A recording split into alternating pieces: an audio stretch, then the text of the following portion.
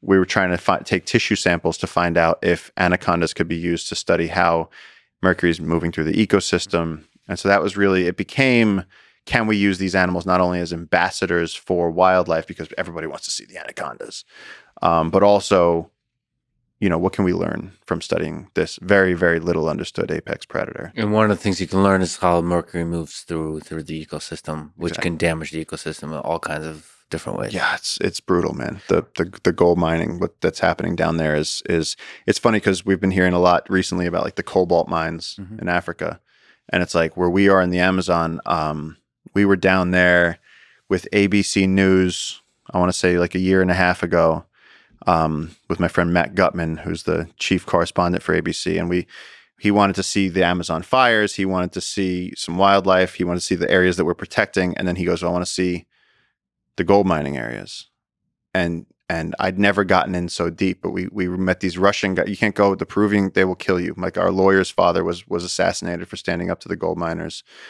There was 2 Russian guys though who had a legal mining concession somehow way out past the machine gun guarded limit of the Pampas, which is where they do all this gold mining. And we got in there and took footage of the desert that is forming in what used to be the headwaters of the Amazon rainforest. And it's like, there is a massive global scale ecological crime happening down there that you can see from space from this unregulated gold mining. And the cops can't go there because they will be murdered. It's completely lawless. What's the machine gun limit exactly? It's the border of this area that they call the Pampas, which is where the rainforest has been cut and completely destroyed. And it looks like Mars. It's just sand.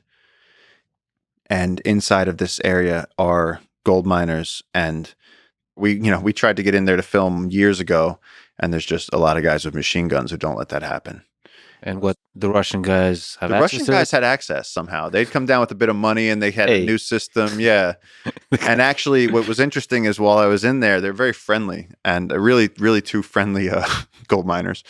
And they, one of them while I was there, he kind of tapped me on the shoulder. He was like, look at those guys. He was like, those guys over there? He goes, I just heard them say your name. And he goes, that's not a good thing.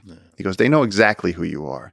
He goes, I wouldn't keep posting to Instagram about gold mining in the Amazon. And I was like, okay, thanks for the warning. And then, in June, somebody pulled up beside me on a motorcycle and I got a more stern warning. But they pay attention to the flow of information because they don't want the world to find out. Oh, the last thing they want is to be shut down. But the gold miners are notorious for, just whacking people and throwing them in a pile of, gold mining leftovers. It's really like the Peruvian government has to get the military to go after them. Like the work we've done with gold miners, converting them into conservationists has all been like, I've seen the Peruvian Navy come down and literally blow up gold mining barges. And, it's a war. It's a war being fought in the Amazon. So it's possible to convert them into conservationists? What's that process like? Or is that like you say that in jest? No, I say that in absolute sincerity. We went upriver, up the Malinowski River several years ago, and I think it was 2018, and everyone was like, you are going to die. Like, you will be shot and killed. And the reason we were able to do it with relative safety was that the gold miner that we were going with was the brother-in-law of one of my closest friends down there. Our expedition chef and one of the directors of Junglekeepers. And they said, look, you can go, just keep a low profile. And so I went up with a photographer and we spent a week there, and dead animals everywhere, deforestation everywhere. The things that we saw were so horrible. And we're living with these gold miners that are, they're getting their gold, they're burning off the mercury. I watched a guy smoking a cigarette, burning the mercury off of his gold with the vapor going straight into his face, with his child right there. Unbelievable negligence of just sanity. And then towards the end of the week, the Peruvian Navy comes down the river and everyone starts scrambling. And I was like, I'm just going to sit here with my hands up because, and they didn't even stop. They found the gold mining barge. They have a floating thing in the river that just plumbs the bottom of the river, just sucks all the sediment up.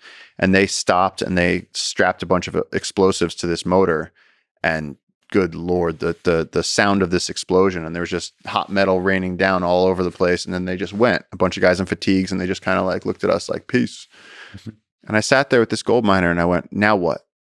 And he went, well, now I got to go get a new motor. And I went, why don't you just do something else? And he goes, what else is there? And I went, look what we do. And I sat there with my phone and I was like, see this? These are pretty tourists. And we feed them food and we show them tarantulas and macaws and things. And he looked at this and he went, wow. He goes, that looks like so much fun. And I went, it is so much fun. I said, we bring students to the jungle. He goes, so you're saying if I build you a lodge, you'll bring people? I said, yeah. And I came back a year later and he sat there with a chainsaw, a hand saw, and some nails, and he cut down like 17 palm trees and he built an ecotourism lodge. So you give him another channel of survival, yes, of making money. And that's what we've been doing through Junglekeepers for loggers and for all kinds of extractors, is just saying, look, what do you make? You make $15 a day destroying the ancient trees of the jungle. What if we paid you $35 a day to have a uniform and a job and health insurance and security, and you just protect it and use all of the jungle knowledge you've gained as a logger to protect this place? Who are the loggers trying to destroy the Amazon? Can you say a little bit more about it? Is that as a threat to the Amazon rainforest? A lot of them are really close friends of mine. They're people that need to make a living, and they're jungle people who, the rainforest is a very challenging, especially the Amazon is a very challenging environment. So you have these people who, they have a chainsaw, they have a job opportunity, they go out and they cut the trees. And a lot of these guys grew up fishing, they grew up in the jungle, they know how to do it. And so for them, it's a way to they also love it. Mm-hmm. So this is the thing. These are outdoorsmen. These are guys that love the jungle. And so they, in the 90s, we had the mahogany boom where they went out after the mahogany, and you almost can't find a mahogany tree in the jungle anymore. And if you want to talk about carbon sequestration in the rainforest, the ancient hardwoods hold 60% of the carbon of the whole rainforest. They have an outsized, disproportionate mass from that ancient density of the wood. And so these loggers go out and they cut the wood that's most valuable, and then they bring it back to town and they sell it, and then people like us buy it and put it on our kitchen floors. Yeah. And so the thing is when I got to the Amazon, it was, loggers are the bad guys. Mm-hmm. And if you talk to, a lot of the PhDs that I worked with down there were, always very at odds with the miners, at odds with the loggers. And then I'd be with JJ, and JJ would sit down and he'd be like, hey, let's pour a drink. Oh, they have Masato. Let's all sit down. And we'd all be chilling and throwing them back with a bunch of loggers.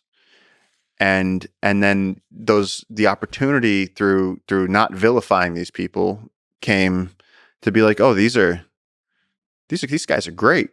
And then of course out in the wild, every now and then something will happen. You'll see somebody's boat flipped over and you go help them out. And then that creates a certain type of kinship. So they're ultimately people who love the same thing you love. Often, yeah. Even if they don't love it, they're people that aren't necessarily looking to destroy it. I've met loggers who have looked at trees they're about to cut and gone, this is a shame. Yeah. Start it up. Yeah. They're just like, this is where the paycheck comes from.